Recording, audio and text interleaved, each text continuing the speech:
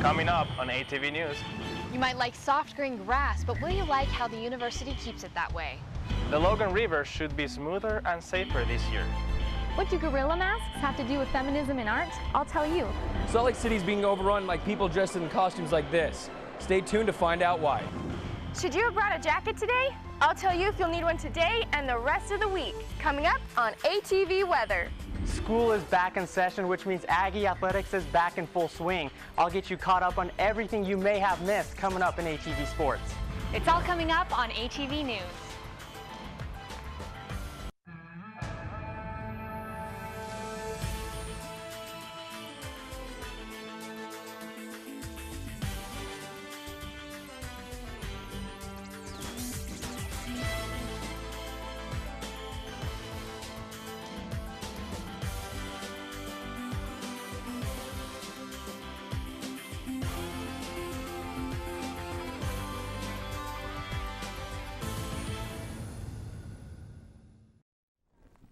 Welcome to our first ATV News of the semester. I'm CESAR. And I'm Brianna Bodley. Construction teams are making a lot of changes to the Logan and Blacksmith Fork rivers here in Cache County. That means that flooding along the river should decrease. But what else does it mean for the surrounding homeowners? Our Jenna Lynn went to find out. The rivers in Logan are mild today, but that is not the case during flood season. In 2011, we had a flood event that lasted for almost 2.5 months in duration. And we would just keep raising the wall of sandbags up higher and higher. The flooding causes lots of destruction to people's properties. Where those rocks are used to be an entire hillside of poplars and chokecherries and willows. And those trees only added to the sediment pileup from the failing riverbanks. We get in and we clean up those banks. We'll put in riprap, we'll put in rock walls to try and stabilize. We also put in structures in the river to help keep the channel stable from either degrading itself or meandering too far. Along with bank reinforcement, there's another project in the works, a levee. This levee is no small thing. It'll come about 40 feet away from the river, and the peak of its incline will be about 4 to 5 feet tall. You know, that levee will take out 18 homes through Country Manor, but it'll provide a much better protection for the homes that remain. 17, we've already got one was in a foreclosure with a bank, and we're just working through final negotiations with the bank. And then probably 2 weeks out, we'll start actually demolishing the homes. But for the most part, the river reconstruction should only benefit Logan residents. I'm excited to see the weirs in action. If they would give us water back, I'm excited to see the water coming down river and see how the weirs actually work. The river will be undammed and running again in the next couple of weeks. I'm Jenna Lynn, ATV News. If all goes according to plan, construction for this project will be done by mid-November. In past years, the homecoming event street painting has been vandalized. We went to find how the university is trying to stop this from happening this year. You would expect to see this at this event, but during past years, this USU homecoming event has had issues with the real version of vandalism. This year, several measures were taken to prevent this from happening. I talked to an event official to see what these measures were. This year for street painting during homecoming, we've done a number of things to try and limit any risk of vandalism or getting paint in places we don't want. The first thing we did was limit the number of booths. We've cut it down so it's less area to monitor. We have more advisors, more police officers, and more volunteers on site, as well as requiring every organization and club to have an advisor on site to watch over their individual space. We also have charged each organization so they feel like they're invested in the process, but we also used that money to purchase the paint and provide it for them so we could have a unified theme of everything being blue and white for the homecoming theme, which is Paint the Town Blue. Officials say they hope these new measures will take care of the vandalism so that this traditional homecoming event can stay alive. CESAR, ATV News. Officials say that if vandalism continues, the event will be canceled permanently. On USU's campus, students have acres of nice soft grass to relax on, but at what cost? Sprinklers running in the middle of the day and runoff. Two things you can find every day on USU campus. We're living in a desert and we're trying to have English lawns. Just on its main campus, USU has over 200 acres to water, and most of that area is grass lawn. We have a lot of turf on this campus, and you can find some water-wise stuff out at like early childhood or by the library or even on the side of Old Main Hill, but we could probably kind of take that a little bit more. Only a small percentage of campus is currently xeriscape. The majority requires constant watering. And after such a dry year, Old Main Hill, Jim Huppy, USU's landscaping architect, says the university has been forced to cut water by 50%.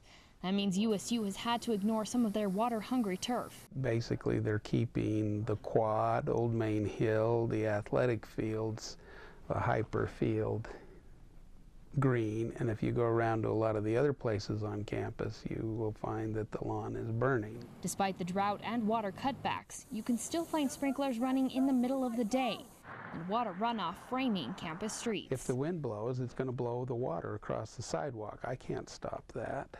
Nobody else can either. So sidewalks get watered.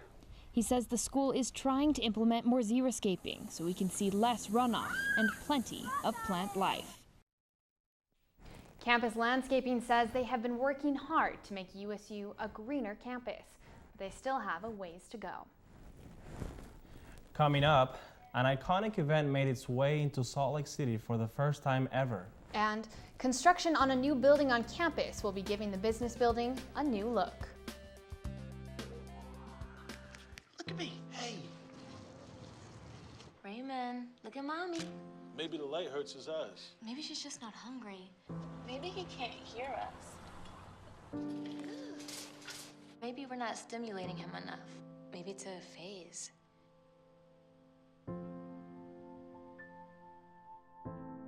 Avoiding eye contact is one early sign of autism. Learn the others today. The sooner it's diagnosed, the better.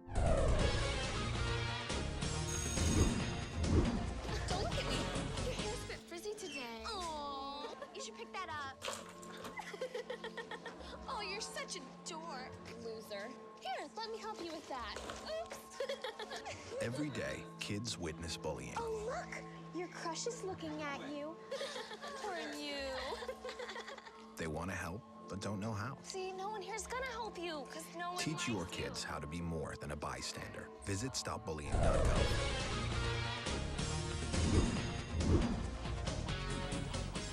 Welcome back. The first Salt Lake City Comic-Con ended this weekend. Our own Bradley Wells was there with the 70,000 plus people to be part of this historic event.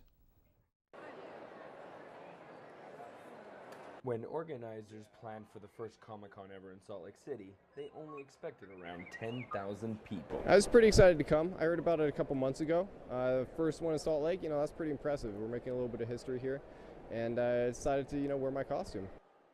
Not only were guests happy with the Comic-Con, but vendors enjoyed the turnout as well. I never actually expected it to be this big.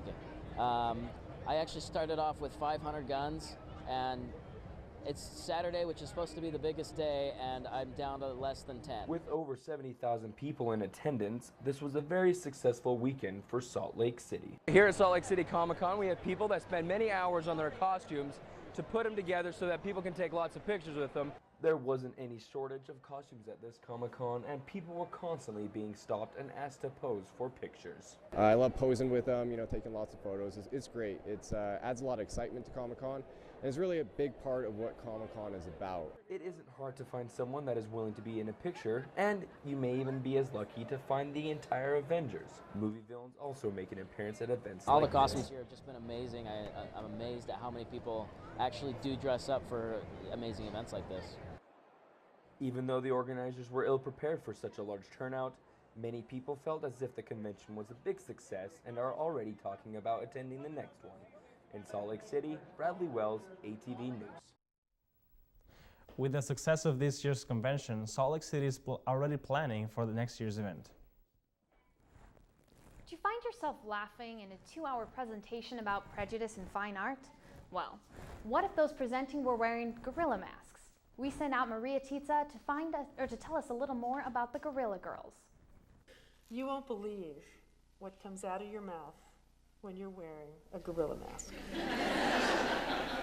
These are the Gorilla Girls. They are a group of anonymous women that expose sexism and racism in politics and the media while wearing gorilla masks. What is it? Do they dance or what is that? It's like it's a performance. A performance is, well, do they sing? Is it music? It's like it's a performance. you know, and not everything has to fit into a perfect box. The Guerrilla Girls don't just hide their faces to remain anonymous, but to stand for women everywhere. I mean, it's a shtick. It's a shtick. And I wish that we could talk in front of you without gorilla masks. I wish so many of you would come to hear us talk about feminism without these gorilla masks. It works, we're kind of stuck with it, and now we kind of think of it as our masculinity. The Guerrilla Girls mention the F word a lot, but it's probably not the F word you're thinking about. There's a lot of stereotypes about feminists, but that aren't necessarily true. I'm also in feminist theory practice in art history, that class, so I was genuinely excited for it. I love what it is that drives them, and I think it's really important, it's powerful. But my activism and what matters to me sort of takes a different form. But as far as men being involved with the Guerrilla Girls, maybe we should consider having an auxiliary, and maybe we could call it the Baboon Boys. we'll just have to wait and see. Marie Tietze, ATV News. If you're interested in meeting the Guerrilla Girls, visit www.guerrillagirls.com for a list of their future shows. That hole in the ground that you see next to the business building is going to look a lot better in a couple of years. The Huntsman School of Business broke ground on the $42 million Huntsman Hall back on August 27th. The new building will have 21 new classrooms, 21 new student meeting rooms, and a new cafe. Donors and alumni attended the groundbreaking along with USU President Stan Albrecht, who thanked the donors for their support of the college.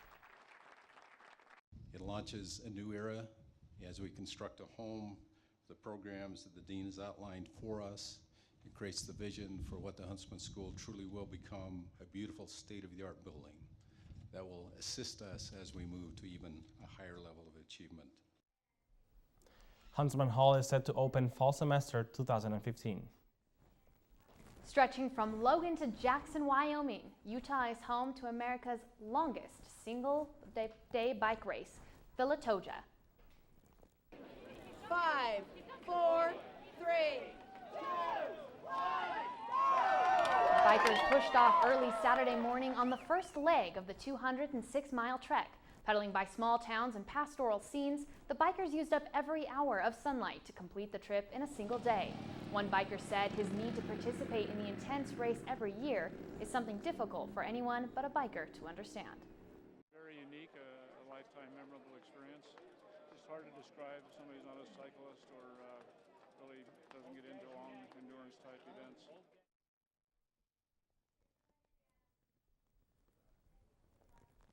The race isn't as easy as it might look. Bikers climb over 10,000 feet and often pedal for over 10 hours. Anyone can volunteer, and there are many groups on campus that can help you get involved with service. But this group may be looking for a specific type of student. Victoria Hepworth brings us more. People who attended the service fair on Thursday were energetic and ready to sign up for service. Most of them had something in common. They were freshmen. Honestly, we target freshmen because they're new. They don't have, this service is something great for them to do. But we do like targeting juniors and seniors and sophomores, but we tend to go toward the younger people. We're freshmen. Freshman. Sophomore. Sophomore.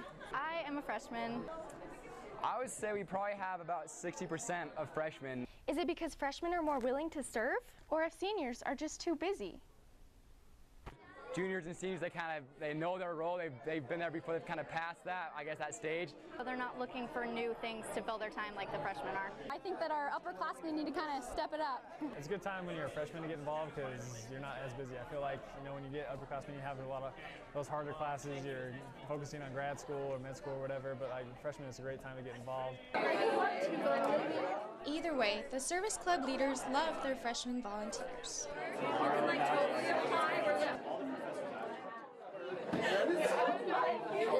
But they still wish they could have more variety of students. We definitely target freshmen, but we want everyone to come to the service center and get involved. I feel a little behind because I wish I would have started a little earlier. I just want to get involved, make some friends, have some connections. Reporting from the TSC, Victoria Cardin, ATV News. If you're a freshman, a senior, or somewhere in between and you would like to volunteer, then go to USU's website and search for Service Center. It's easy to sign up, and you can volunteer as much or as little as you want. So, Victoria, I walked out of class this morning and the clouds literally opened up and poured all over campus. Can we expect more rain like that this Right. We can expect a little bit tonight, but right now it's really sunny out there. It's surprising. It's been crazy. I've been trying to keep up with the weather, but it's just been changing all day long. So let's take a look outside. The temperature is 73 degrees out there, which is striking because this morning it was so much colder. But right now it's sunny and green. So we'll be right back and I'll tell you more. Don't look at me. Your hair's a bit frizzy today. Aww. You should pick that up. Every day, kids witness bullying. Poor you. They want to help, but don't know how. Teach your kids how to be more than a bystander. Visit stopbullying.gov.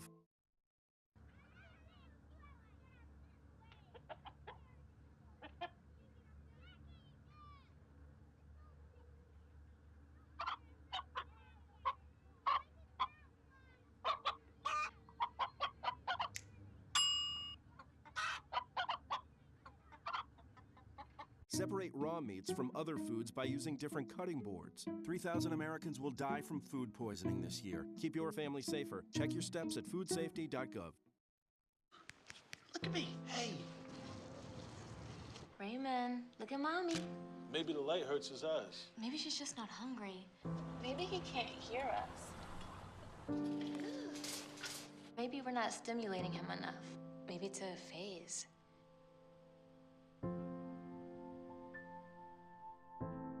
Avoiding eye contact is one early sign of autism. Learn the others today. The sooner it's diagnosed, the better. Don't look at me. Your hair's a bit frizzy today. Aww. You should pick that up. Every day, kids witness bullying. Poor you. They want to help, but don't know how. Teach your kids how to be more than a bystander. Visit stopbullying.gov.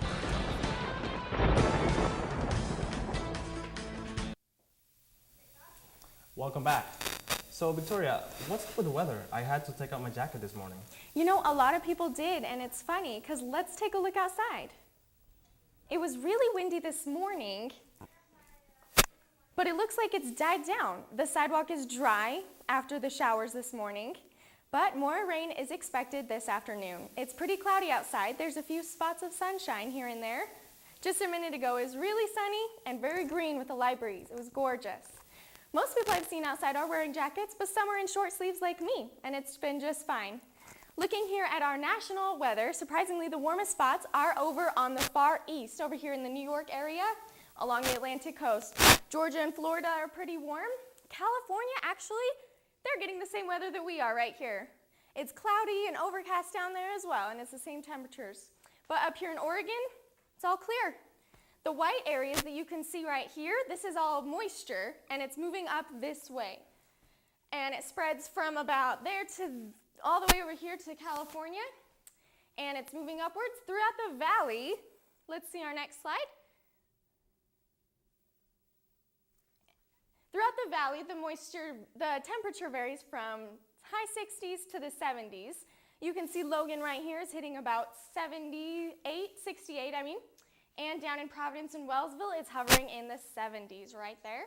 The valley is getting some moisture, which is good news for the farmers and good news for me because I love the rain, especially the warm rain that's happening. Now looking at our 7-day forecast for the week, if you like rain, you are in for a good week. Showers are expected to fall for the rest of the week up until Sunday. There's even a chance of lightning today and the next couple days, so don't stand in an open field and try to avoid the quad. It's going to be pretty humid today and the rest of the week as well. So my advice is to bring your jacket to school with you because the chances of rain are high.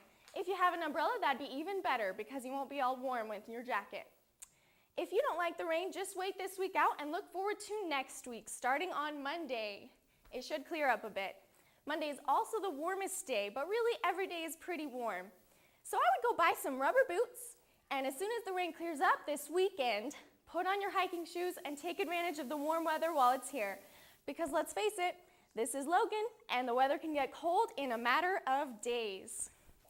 In my opinion, autumn is the best time of year in Logan. It's so pretty, the leaves are gorgeous. Well, I just hope that winter, push us back to December because I don't want to get my jacket out here. I agree. Yeah. I agree. So. Well, Utah State played in its first ever Mountain West game over the weekend. Jason BORBA will show how they did and more coming up on ATV Sports.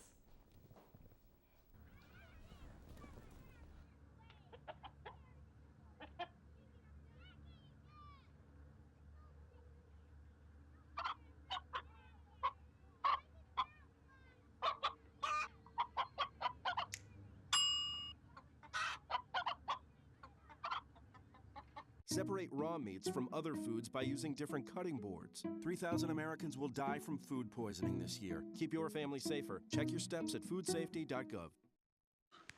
Look at me. Hey. Raymond, look at Mommy. Maybe the light hurts his eyes. Maybe she's just not hungry.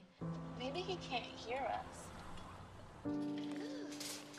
Maybe we're not stimulating him enough. Maybe it's a phase.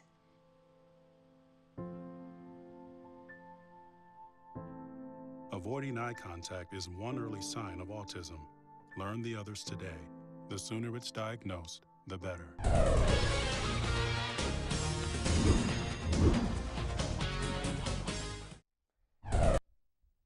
Hey, and welcome to ATV Sports. I'm Jason BORBA. I'm here to get you caught up on everything that has happened in Aggie athletics so far.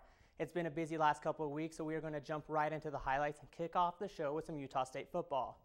The Aggies are coming off a spectacular season in 2012 where they won 11 games and capped it off with a bowl victory. Expectations are high once again here in Logan for head coach Matt Wells and his USU team. The Aggies opened the 2013 season in Salt Lake City against the University of Utah. We pick up the action in the second quarter with USU trailing 14-3. Heisman hopeful CHUCKIE KEETON finds Brandon Swindle down the middle for the touchdown to cut the Aggies deficit to 4. A couple series later, CHUCKIE does something amazing. He escapes the pocket, and guess what? He is going to lose his shoe, but that does not stop him as he goes out of bounds to keep the drive alive. It was a great play by Keeton, and then that set up this pass to Brandon Swindle in the corner of the end zone to give the Aggies the lead 17-14 heading into the break. In the third quarter, CHUCKIE KEETON pulls up a 15-yard run to score, and the Aggies' lead was now 23-14 after the missed extra point. But the Utes would respond. This field goal cut the lead to 6, and the ensuing kickoff, Utah pulls the rabbit out of the hat, recovering the onside kick. That really brought Utah State down. They were not expecting, and then Carl Williams puts this touchdown in to give the lead to the Utes 24-23, and they would hold on to win the Battle of the Brothers 30-26. We've got some talented kids, and I'd say the biggest positive that we haven't seen, but we're going to see is how we bounce back from it. And this is a locker room full of competitors and a locker room full of fighters. And I'll tell you, I don't think any other team is going to play as hard as we will for the rest of the year. CHUCKIE and the rest of the Utah State team did exactly what their quarterback said they would, bounce back in a big way. On the road in their first ever Mountain West game, USU dismantled the Air Force Falcons. CHUCKIE KEETON came out firing, throwing a touchdown pass to Travis Van Leeuwen on the first drive, but he was not done. Keeton added 4 more touchdown passes to match his career high and school record. The former Air Force commit also threw for 360 yards. This touchdown in the fourth quarter to tight end Keegan Anderson capped off Keaton's day as he sat for the remainder of the fourth quarter. The Aggies went on to win big 52-20. Let's switch gears a little bit and talk about a sport that's also called football around the world, but here it's soccer. The USU women's soccer team has been on a tear to start the season, and they have played 5 games and they remain undefeated. They just may be USU's best team this year. The Aggies opened the season at home against Creighton, and they put on a show for the fans. Here, Lauren Roundy puts away the first of 3 goals USU would score against the Blue Jays. In their second game, the Aggies would not have as much luck scoring against Utah Valley, but they would come away with the win. Defender Taryn Rose scored the only goal of the match on a penalty kick after Roundy was taken down in the box. USU's biggest competition came against Nebraska. The Cornhuskers took a 2-0 lead in the first half, but the Aggies responded in the second. Roundy started the comeback with this goal in the 56th minute, and just 6 minutes later, Lexi Morgan takes advantage of a goalkeeper blunder to tie the game at 2. Double overtime wasn't enough to separate these two teams as neither was able to score again. The Aggies have also played 2 games on the road, coming away with a 1-0 victory over UTEP, and beating Idaho State 3-2 over the weekend. All right, guys, we are almost to the finish line. And speaking of finish lines, Utah State cross country was also in action in their annual USU Invitational. It was a strong showing by both Utah State's men and women's team, as they both came in first place. Senior Kyle McKenna topped all men with a time of 21 minutes, and freshman Tori Parkinson finished first in the women's side with a time of 20 minutes. The men ran a 4-mile race, while the women's course was just over 2 miles. McKenna was pleased with the performance of the team. I think we're doing good. You know, especially seeing today, we had a lot of people in the top few places, and we had some surprises, and I know we have some people that next time will go out and be able to do even better. So, but yeah, I think today just evidenced a really optimistic start to the season.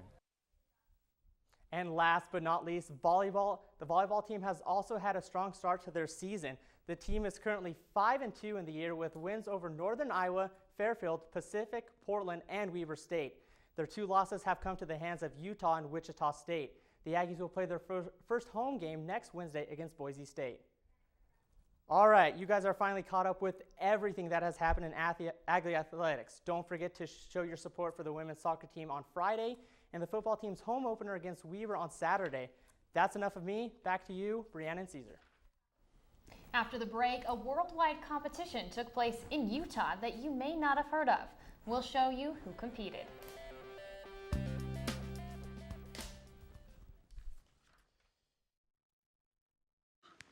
Look at me. Hey. Raymond, look at Mommy. Maybe the light hurts his eyes. Maybe she's just not hungry. Maybe he can't hear us.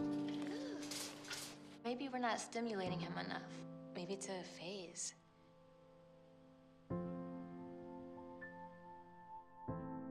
Avoiding eye contact is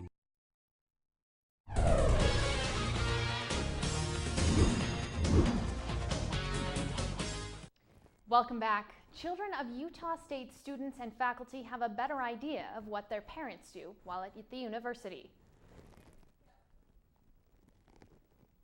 Kids gathered for the 6th annual celebration of children and families on the quad.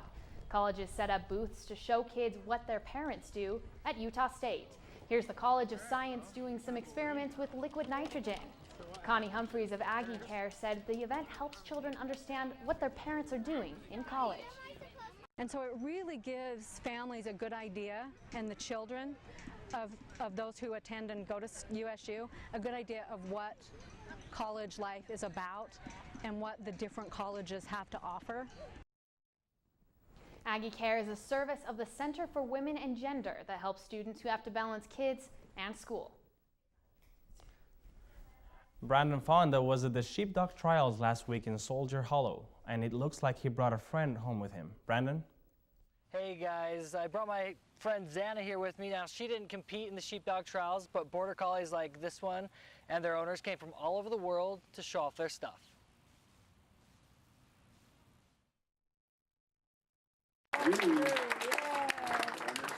Hundreds of people showed up to watch sheepdog handlers from all over the world compete. This is an invitational trial, so you have to qualify to come. An invitational trial that Ray Crabtree considers to be the Super Bowl of sheepdog competitions. Sheep inside that pen. This is a trial that a lot of handlers wait for that invitation. They're hoping for that invitation because it's very prestigious. It's one of the best known trials in the world. And with prestige comes difficulty. The difficulties, they're fairly wild sheep, and you get some, certainly some with a mind of their own. Most of what you're watching here is a teamwork between the handler and the border collie, picking up the sheep, bringing them down off the hillside here at Soldier Hollow, working them around through the course and the obstacles, and working against a clock of 12 minutes and a point system that gives them a maximum of 100 points. And after all these sheep are gathered into this pen, you can go check out many of the other activities happening around Soldier Hollow. Activities like the police dog demonstration, shopping at the booths, and the splash dog competition. Favorite with the smaller crowd. I like watching how far the dogs can jump, and I like trying to see what kinds of dogs they are. And they came in all shapes and sizes.